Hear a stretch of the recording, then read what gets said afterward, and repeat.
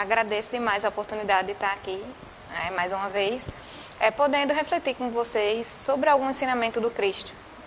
Quando a gente se propõe estar aqui, na verdade, a primeira lição vem logo para a gente.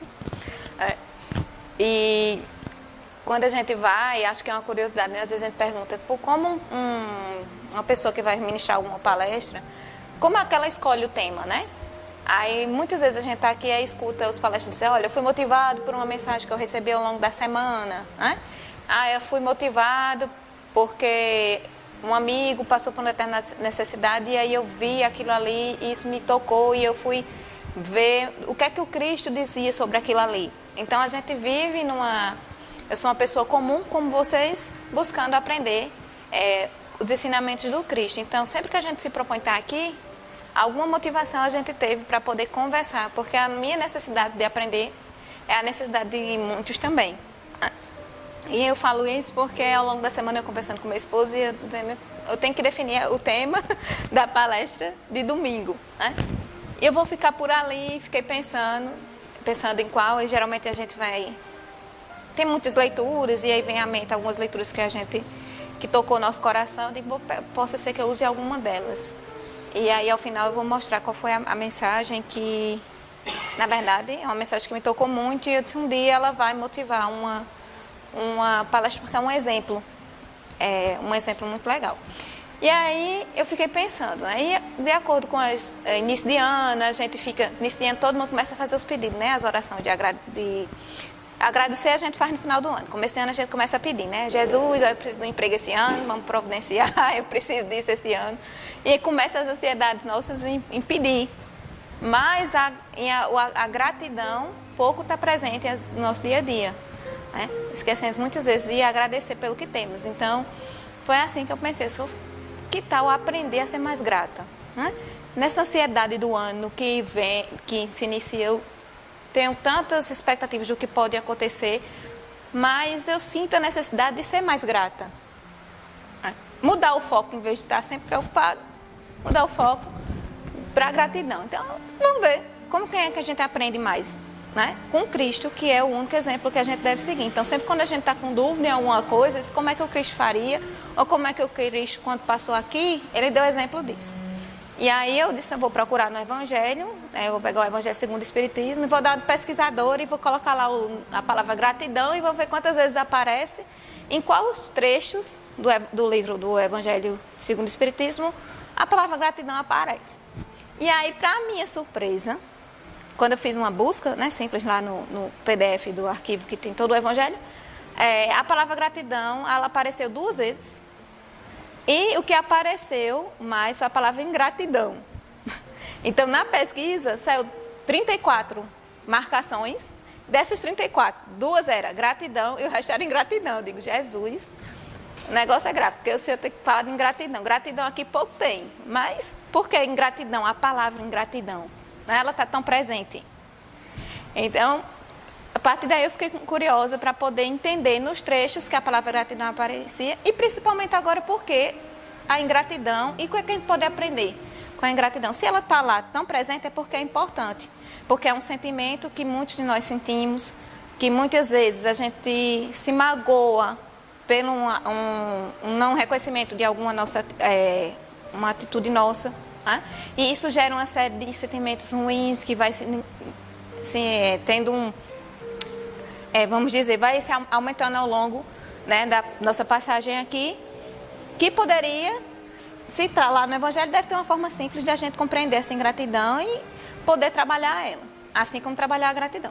Então, foi aí como eu comecei, né? Eu vou pegar a palavra gratidão e vou, a partir dela, a gente estudar. Então, hoje aqui eu vou conversar com vocês sobre a gratidão, né? E aí, a primeira coisa foi procurar lá ver uma definição de gratidão. E a definição, se a gente pegar uma definição no dicionário, né, comum, a gente tem lá como um reconhecimento por um benefício recebido. No dicionário Aurélia, a gente tem lá reconhecimento por um benefício recebido, agradecimento, provas da gratidão. Aí eu já fiquei refletindo, né? Quando a gratidão é reconhecer um benefício, uma ajuda que a gente teve, né? E aqui ele fala da prova da gratidão, ou seja, você está grato porque alguém te ajudou com isso e você dá provas. Que provas são essas? Será que sempre a gente dá prova da gratidão?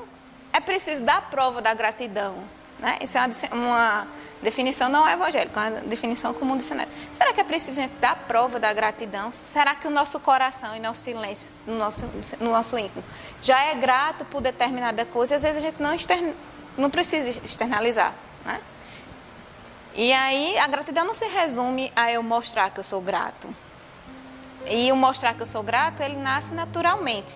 O sentimento faz com que a pessoa do outro lado, ao te olhar, veja que você está grato por determinada ação, né?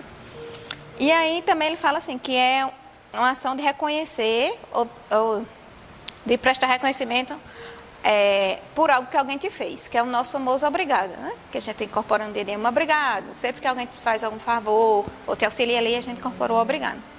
Então, a gratidão é um reconhecimento. A gente pode dizer, em termos gerais né, da linguagem, que gratidão é um reconhecimento.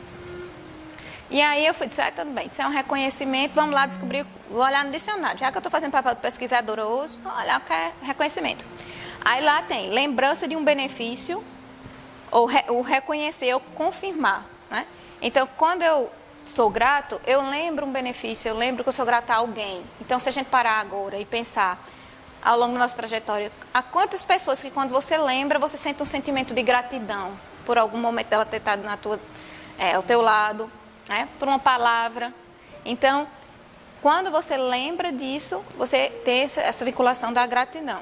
Do mesmo jeito de reconhecer, de confirmar, né? Porque muitas vezes alguém tem uma atitude boa para conosco, mas a gente não reconheceu como uma atitude boa.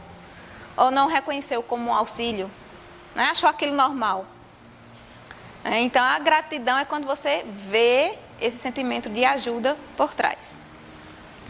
Então, de um modo geral, a gente tem aqui uma definição de gratidão no senso comum, no dicionário, mas se a gente for olhar pelo Evangelho do Cristo, nos ensinamentos do Cristo, o que é que seria a gratidão?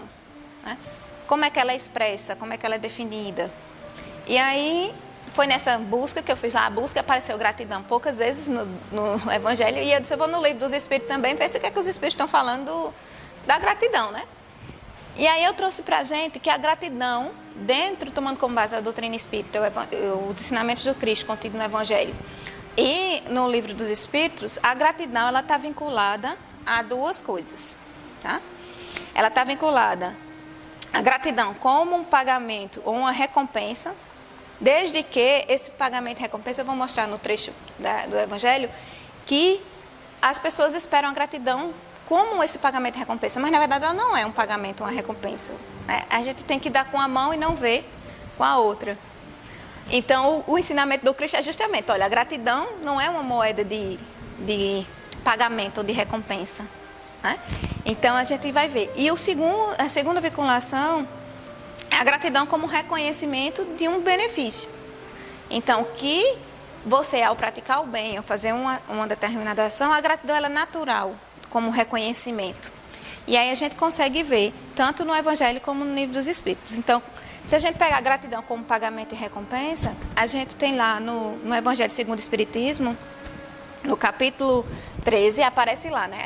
No capítulo 13 que fala sobre que a vossa mão esquerda não saiba o que dá a vossa mão direita. E aí, a palavra lá, gratidão, ela aparece na parte que fala sobre os benefícios pagos com ingratidão. Ou seja, a ingratidão sempre chamada com destaque. Mas aí aparece nesse trecho a palavra gratidão, né? Devereis sempre ajudar os fracos, embora saibais de antemão que os que fizeres o bem não voltará a agradecer. Ficará certo que aquele quem prestais o serviço e o esquece, Deus levará mais em conta do que com sua gratidão o beneficiado vos houvesse pago. Então ele fala o seguinte, que como diz a parte do Evangelho, que a sua mão esquerda não veja o que dá a sua mão direita.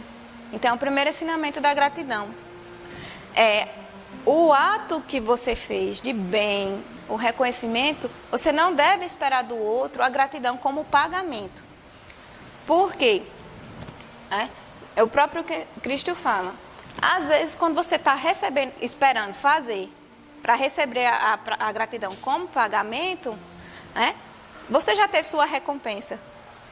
E o Cristo sempre nos ensinou o quê? Que devemos trabalhar em prol do bem sem esperar o retorno. Né? Então, quando você espera como recompensa, é como se fosse um interesse. Né? Eu estou fazendo, mas fulano tem que ser eternamente grato a mim, porque eu fiz isso para ele. Né? Então, o primeiro ensinamento. Né? E ele alerta sobre isso e pede para que a gente não espere a gratidão. Então, é a primeiro ensinamento que a gente tem aqui. E aí, como exemplo, né, do Cristo, se a gente observar as passagens do Evangelho, e aí eu trouxe principalmente algumas passagens para a gente refletir aqui, dos milagres, né, que aí no Evangelho hoje esclareceu muito bem os milagres, o que é um milagre, né, que não é em vão, que as leituras aqui cruzam, né, os milagres do Cristo. Então, na Bíblia a gente tem narração de vários momentos que o Cristo auxiliou pessoas. Mas, se você observar que nesses momentos não há ênfase da gratidão daquelas pessoas. Nas leituras, quando você vai vendo a leitura, né, os evangelhos, quem vai narrando, não tem aquele destaque, e saiu grato, louvando, agradeceu e jogou aos pés de Jesus e prometeu segui-lo. Não tem. A gente observa que fica sutilmente, percebe na leitura que ali aquela pessoa pode ter sentido um sentimento de gratidão, e em outros casos a gente tem que a gente percebe que o Cristo fez aquele milagre, mas o indivíduo não sentiu o sentimento de gratidão. Né? Simplesmente recebeu aquele benefício e não foi seguir Jesus e também não foi, né, não reconheceu. Então, o primeiro ensinamento do Cristo, ele é justamente esse, fazer isso, né? Sem esperar o retorno da gratidão. E aí a gente vê no Evangelho de 2 João, capítulo 2, versículo de 1 a 11, a gente tem a passagem onde Jesus fez o milagre de transformar água em vinho. E aí, se você narrar tudo, toda a leitura, né, você vê que em nenhum momento é colocado que as pessoas ficaram agradecidas ou foram agradecer a Jesus por aquele. Não é enfatizado. Logicamente que, quando você vê numa palavra, num versículo que tem assim, o mestre saiu da sala e chamou então o noivo e lhe disse: todo mundo serve o vinho melhor, e quando os convidados já estão embriagados, serve o vinho menos bom, mas tu guardaste o vinho bom até agora. Então, quando a gente vê certas palavras assim, vê a gratidão por trás desse momento que a gente estava precisando, a gente teve um auxílio, mas não tem a ênfase do agradecimento, né? Jesus, ele sempre auxiliando, e não tem. E aí o que me chamou mais atenção, que é o que a gente... Mais 2 exemplos aqui das curas de Jesus. Uma daquela mulher que já vinha com um sangramento eterno, que não tinha cura, e a esperança dela foi saber que Jesus estava passando naquele momento. E a cura do filho de Jairo, né? Que aí eu vou ler aqui para vocês verem como no Evangelho, 2 momentos desses. Você imagina um pai que Jesus curou a filha. A gratidão deve estar presente nesse sentimento, mas não é narrado no Evangelho com ênfase, mas fica subentendido em nosso coração, né? Porque a gente coloca no lugar e imagina que ele foi eternamente grato. O mesmo com a mulher, mas na leitura a gente não vê. Não. Quando Jesus voltou, uma multidão o recebeu, pois todos o esperavam. Então, um homem chamado Jairo, dirigente da sinagoga, veio e prostrou-lhe a seus pés, implorando que fosse à sua casa, porque sua única filha, de cerca de 12 anos, estava à morte. Estando Jesus a caminho, a multidão o comprimia. E estava ali certa mulher que havia 12 anos que vinha sofrendo de uma hemorragia e gastara tudo o que tinha com os médicos, mas ninguém pudera curá-la. Ela chegou por trás dele, tocou na borda do seu manto e imediatamente cessou sua hemorragia. Quem tocou em mim? Perguntou Jesus. Como todos negassem, Pedro disse: Mestre, a multidão se aglomera e te comprime. Mas Jesus disse: Alguém tocou em mim, e eu sei que de mim saiu o poder.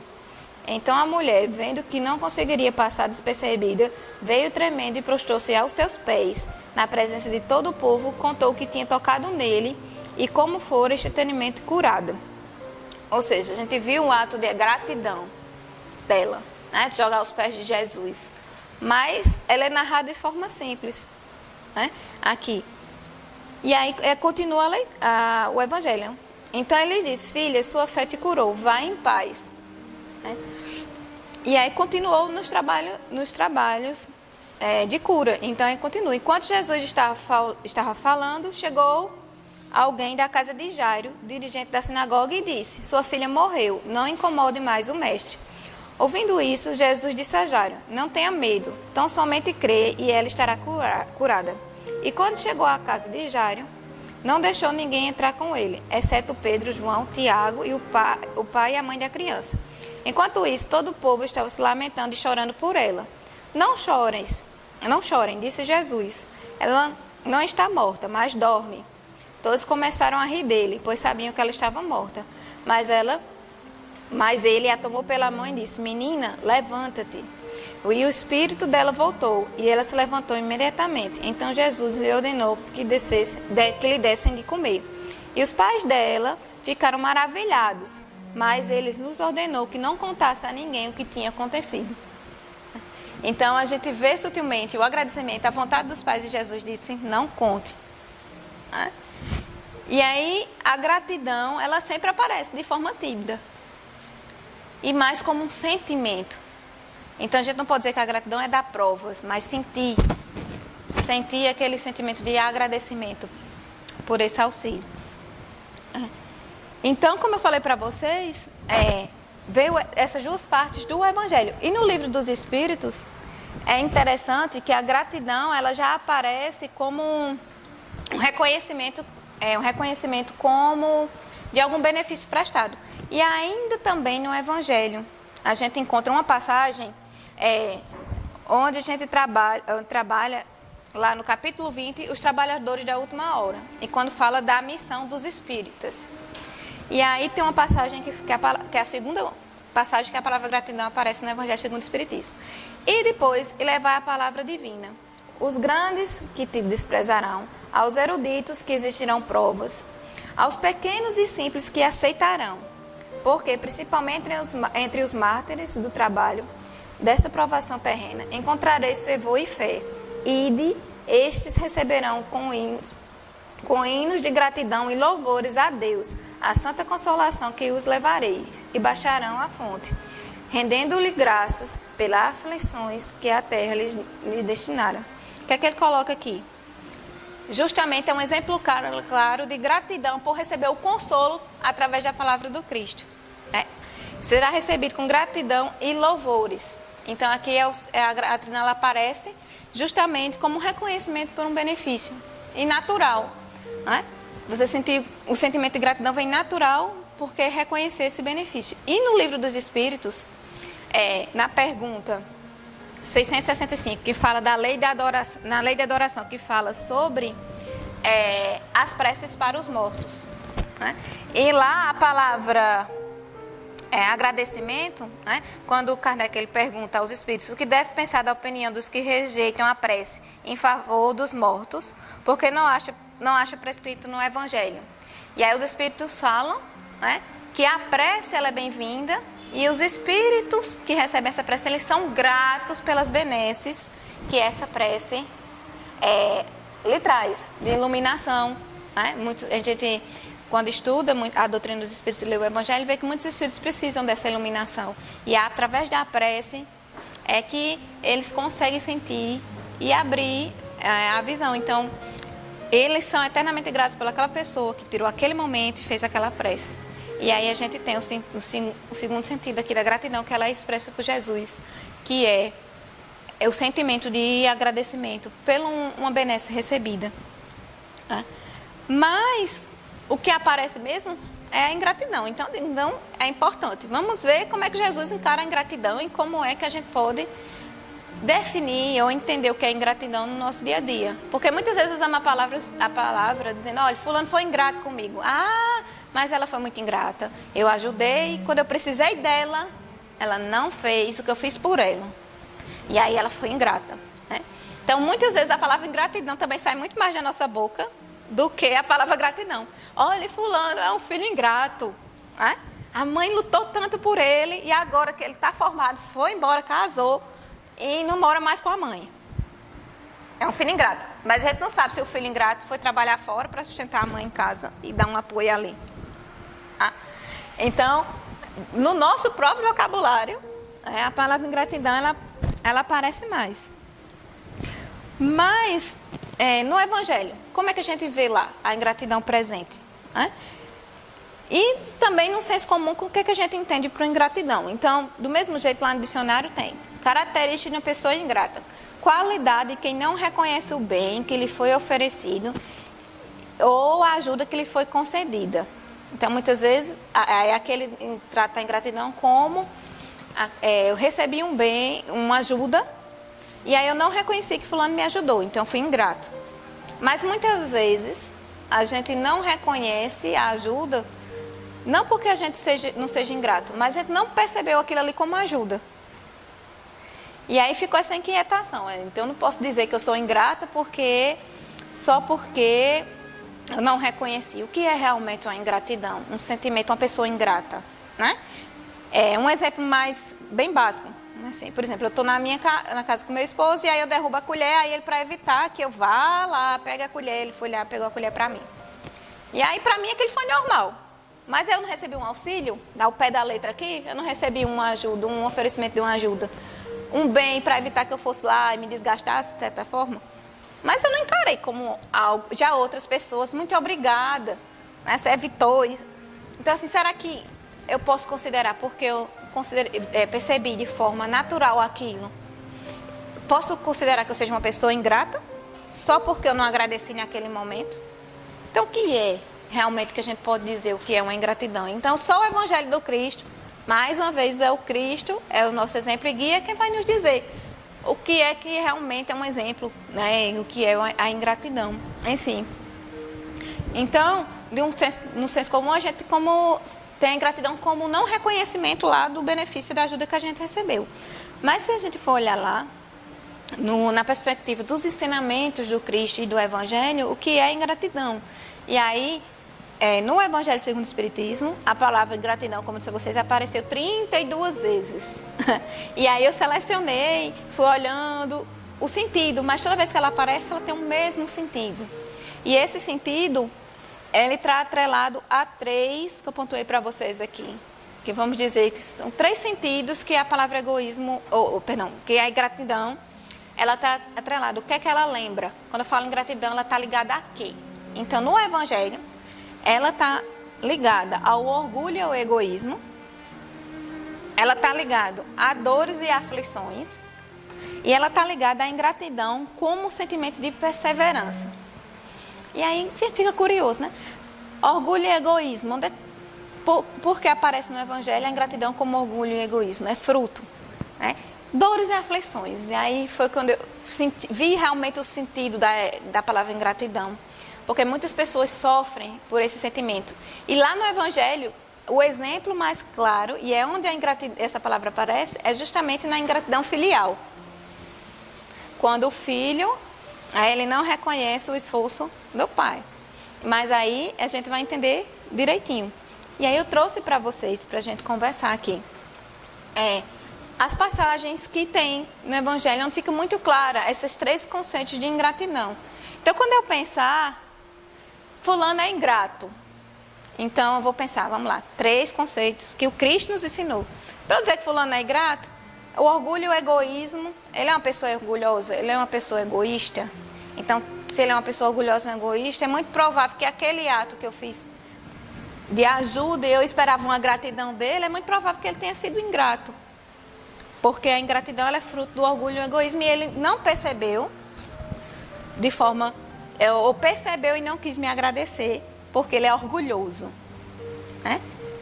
Então, Do mesmo jeito, se eu recebo um benefício de alguém, eu esperava que ela me agradecesse, ela não me agradeceu, mas eu vejo que ela é uma pessoa que ela não é orgulhosa, que ela não é egoísta. Então, será que ela só foi porque ela, naquele momento, ela não percebeu que eu fiz aquele bem a ela?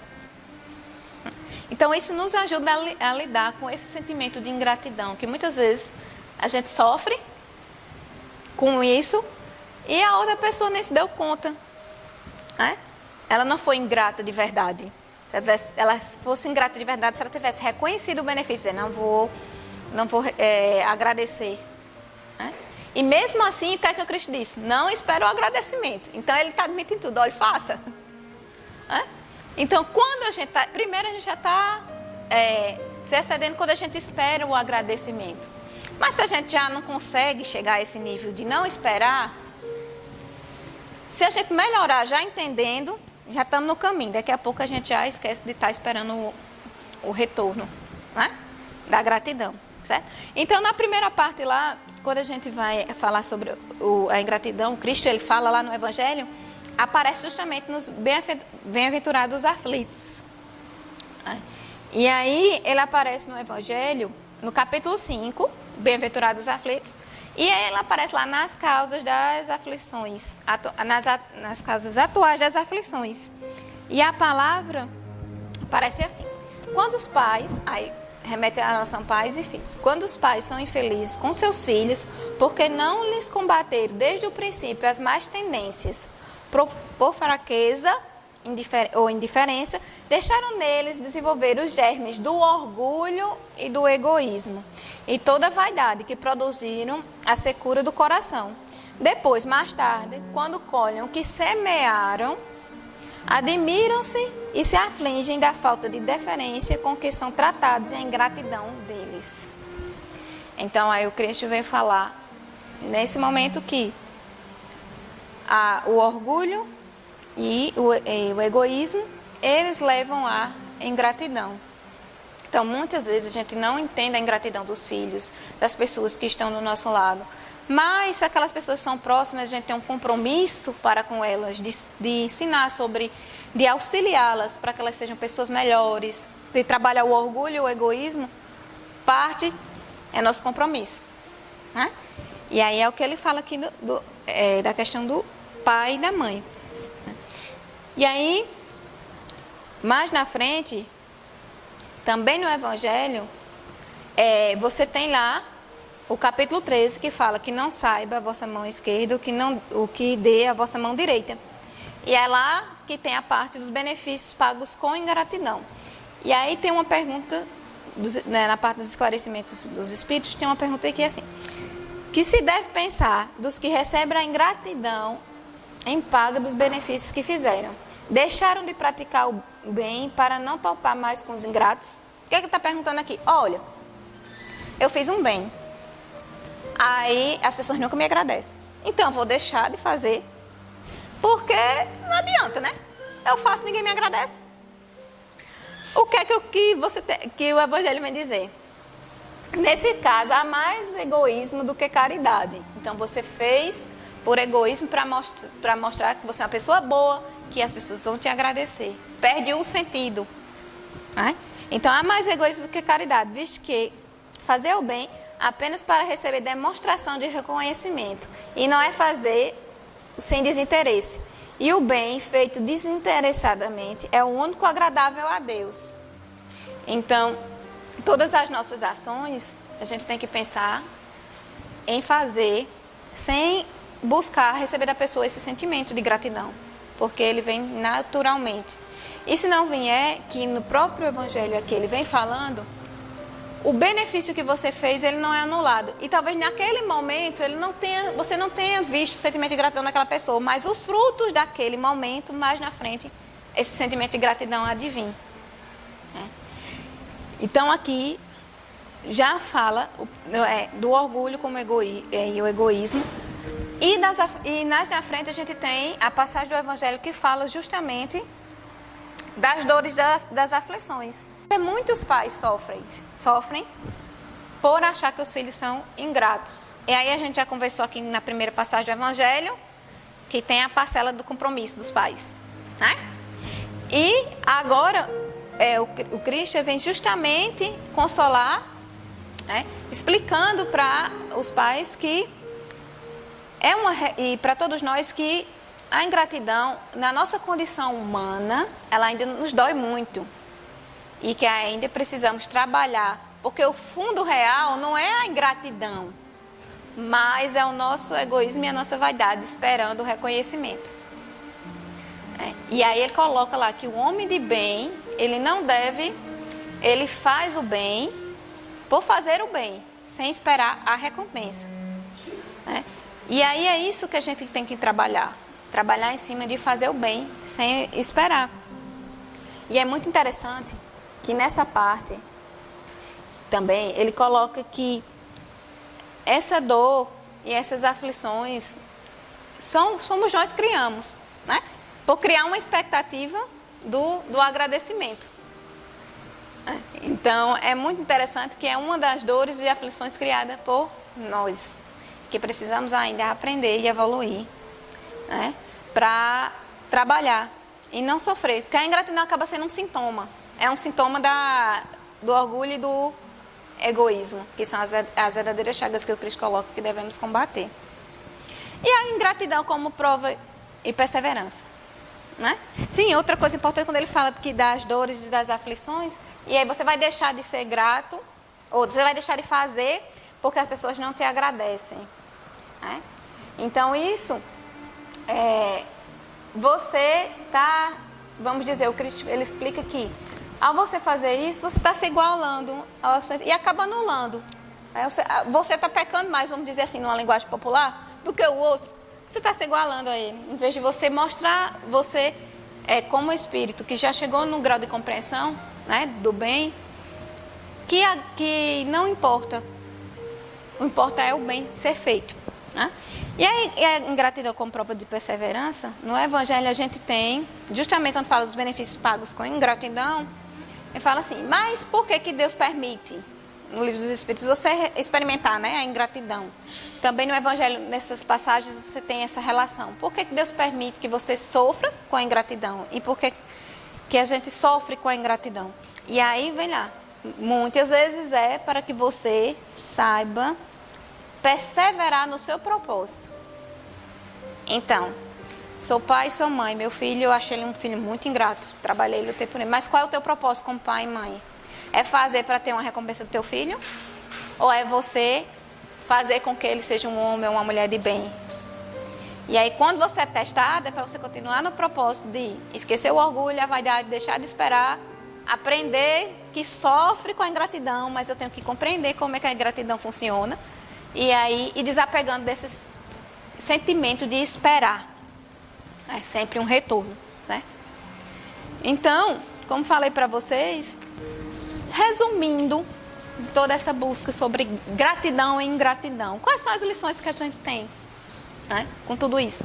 Então, a gente tem a primeira lição aqui, pelo Cristo, que ele coloca, que é também não levar em consideração a ingratidão das pessoas. Por que não levar em consideração? Quando eu não levo em consideração, é sinal que eu já aprendi que o bem que eu fiz não é anulado pelo agradecimento e não do outro, e que eu não devo esperar o agradecimento, simplesmente fazer o bem.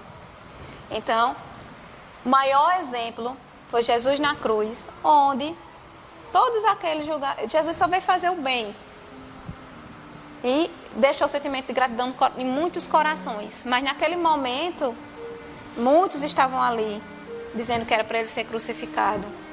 E aí qual foi o exemplo de Jesus? Pai, perdoe-lhes porque eles não sabem o que fazem. Jesus nos mostrou que o quê? Não devemos considerar a ingratidão daquelas pessoas, porque elas também estão num processo de aprendizado. E eu, com aquele sentimento de ingratidão, Jesus ali, né, também foi provado com aquele sentimento de ingratidão das pessoas. E ele foi perseverante em sua missão, está lá no Evangelho, o ensinamento. Porque és testado com a ingratidão, para perseverares em tua missão, em teu compromisso, no teu objetivo. Qual era o objetivo de Jesus? Ensinar o amor, ensinar. Então, ele perseverou no objetivo dele e não dá o nosso exemplo. O outro é combater o orgulho e o egoísmo. Então, não adianta combater a ingratidão. né? Quando a pessoa é ingrata, fulano é ingrato, eu vou lutar para que fulano deixe de ser ingrato. Não. Lute para você compreender e trabalhar o orgulho e o egoísmo que faz você perceber essa ingratidão, né?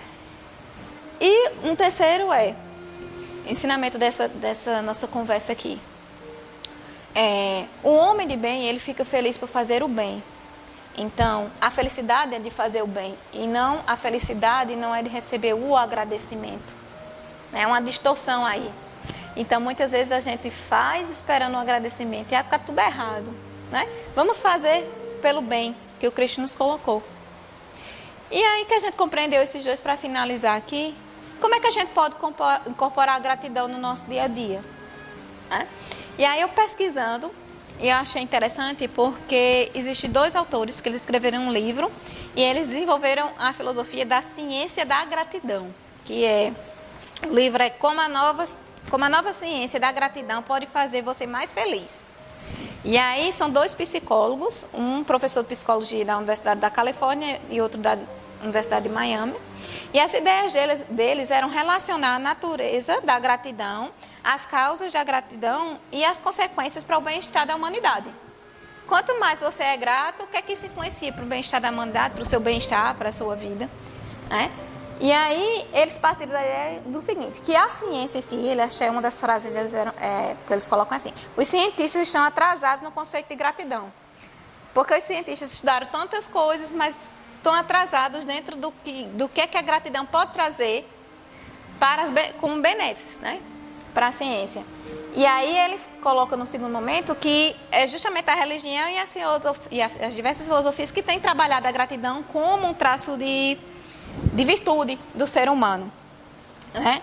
E como um componente integral para que a pessoa tenha saúde, para que a pessoa tenha integridade.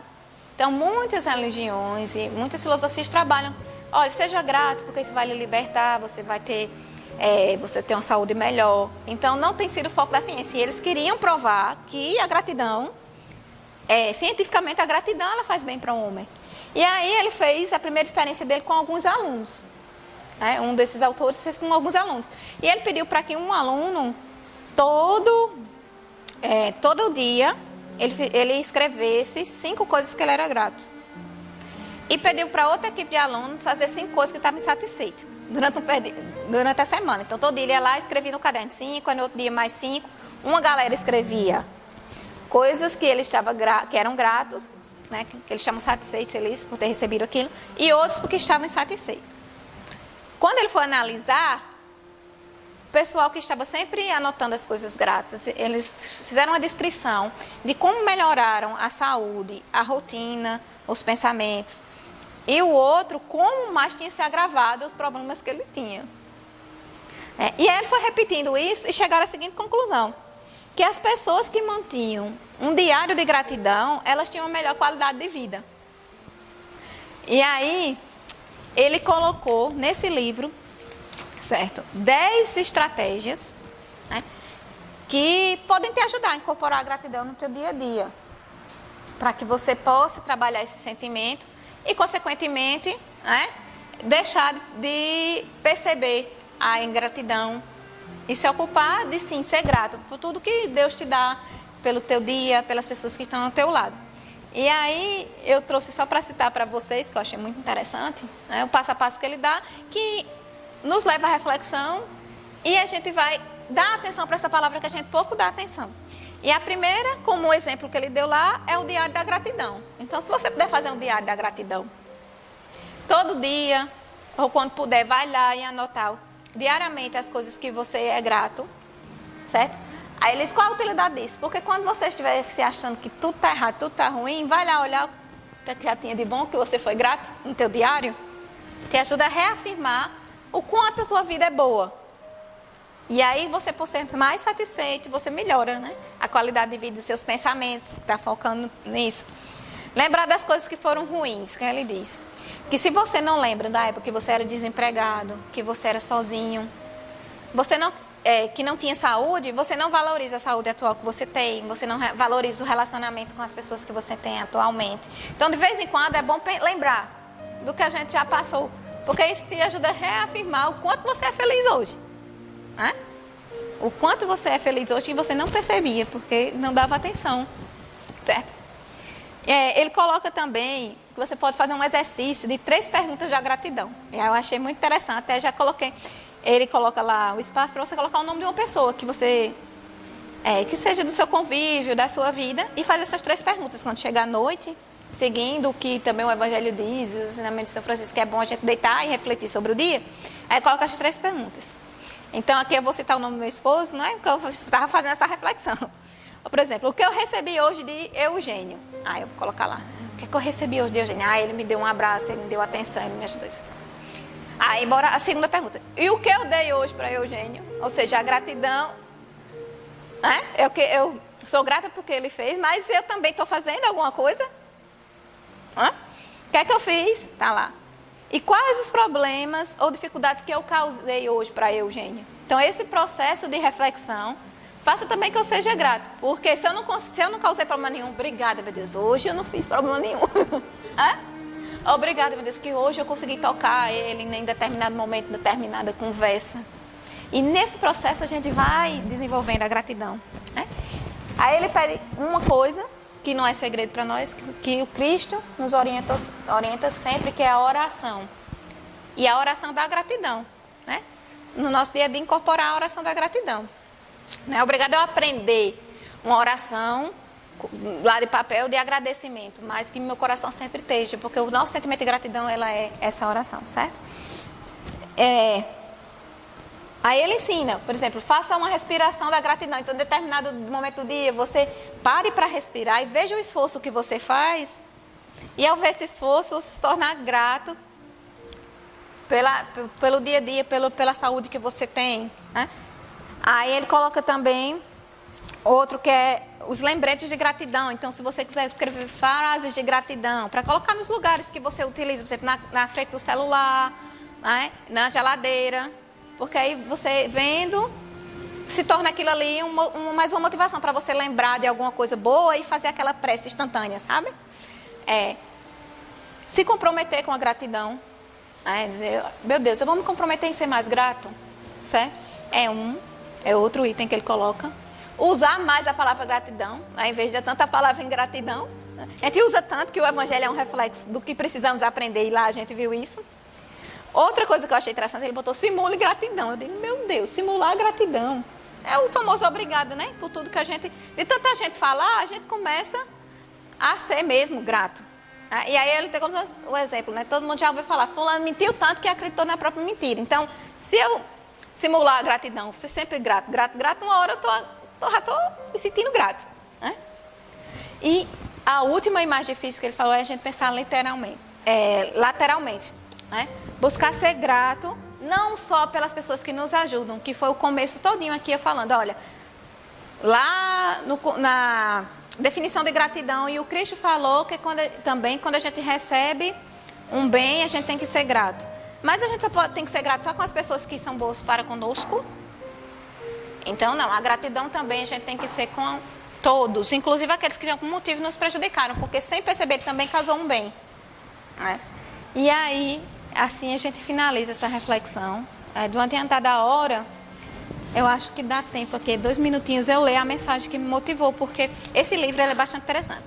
Na Viagem da Vida, de Roberto Lúcio, é ótimo. Ele tem alguns trechos, assim, deixa eu mostrar. Ele é um livro ótimo de cabeceira, porque ele tem vários relatos de espíritos, tem alguns poemas, que tratam situações diárias, de uma forma bem leve e muito esclarecedora. E aí, esse relato aqui de um espírito, de Roberto Lúcio, o livro por diversos espíritos. E aí, esse intitulado aqui, Para que serve a velhice, é um relato de um espírito chamado Hilda. E o que eu percebi aqui foi um relato realmente de gratidão. E mostrou como ela aprendeu a ser grata. E eu digo, isso aqui merece da gente refletir. Né? Aí ela fala assim, para que serve a velhice? Quando criança ou menina, temia só de ouvir os passos dos mais velhos. A simples lembrança dos nomes daqueles que haviam antecedido-nos na caminhada para a maturidade era motivo de ansiedade e de medo. Acreditávamos, por um lado, que eles carregavam para si todo o poder da capacidade decisória. E isso certamente era motivo de inveja para nós, os pequeninos, os quais não tinham direito de escolha, né? A figura do mais velho que tinha que obedecer e eles quem direcionavam as coisas. Por outro lado, ao quebrantar dos anos e por consequência do corpo, causávamos um sentimento de dó misturado com um certo grau de pavor.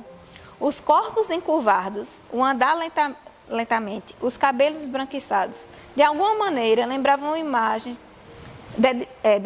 das bruxas, feiticeiros e madrastas que provocam as histórias dos nossos cérebros pequeninos.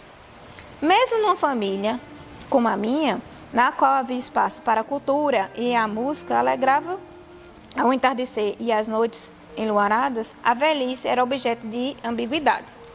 Se de um lado encontrávamos as figuras femininas amparo, afeto e acolhimento, os homens da família, a presença da cultura e dos ideais políticos conservavam os avós e os tios como homens distanciados de nossas crendices. Cresci com oportunidades especiais. Os encantos do piano e do violão embalavam meus dias. Outros instrumentos se juntavam na sala de visitas e as modinhas enchiam nossos ouvidos. Pude receber privilégios e ensinamentos, embora estivessem muito aquém daquilo que sonhava na minha alma juvenil. Mesmo estando mais à frente dos muitos outros núcleos familiares, no meu lar também éramos preparados para o casamento e para a maternidade. Essa última me agraciou com rebentos maravilhosos, filhos que preencheram meus dias, muitos deles sentindo eternamente em profunda solidão. Os afazeres do companheiro o deixavam ocupado com o trabalho e com as ideias que rodeavam todos nós. A família foi crescendo, os filhos foram crescendo e aos poucos se distanciando. E os desgastes da vida me levaram a viver a sensação mais forte daquela solidão que visitava esporadicamente a minha alma. Enquanto os netos foram vindo, os novos desafios chegaram. A presença de todos eles nos finais de semana e as visitas dos familiares nos finais da tarde eram a certeza de companhias de momentos de leveza e alegria. Nessa jornada, o corpo ia se cansando.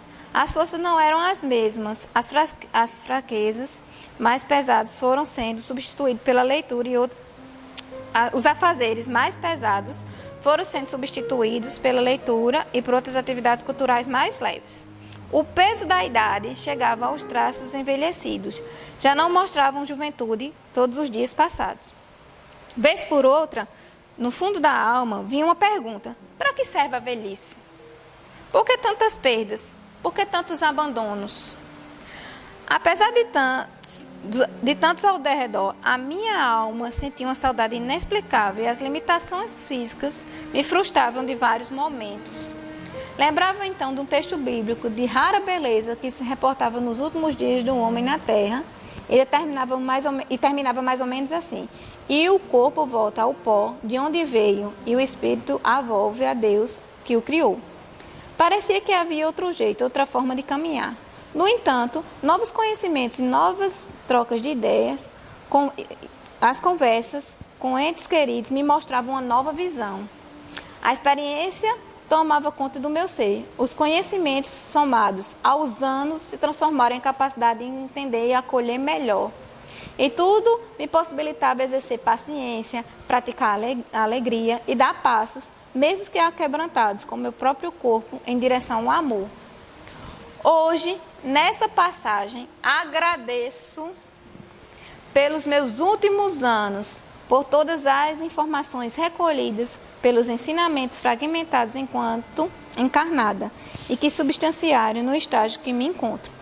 A companhia dos meus filhos, genros, noras, netos, fortificaram no meu ser a importância de cada etapa da vida, da beleza ímpar de cada estágio e a possibilidade infinita e eterna de sempre poder aprender. Cada vez mais tenho certeza de que quando se verdadeiramente crê e se quer, tudo é possível, mesmo escrever um texto como esse.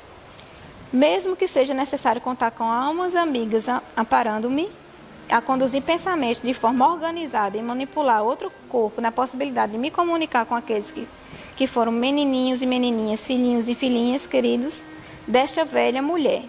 Deus os abençoe.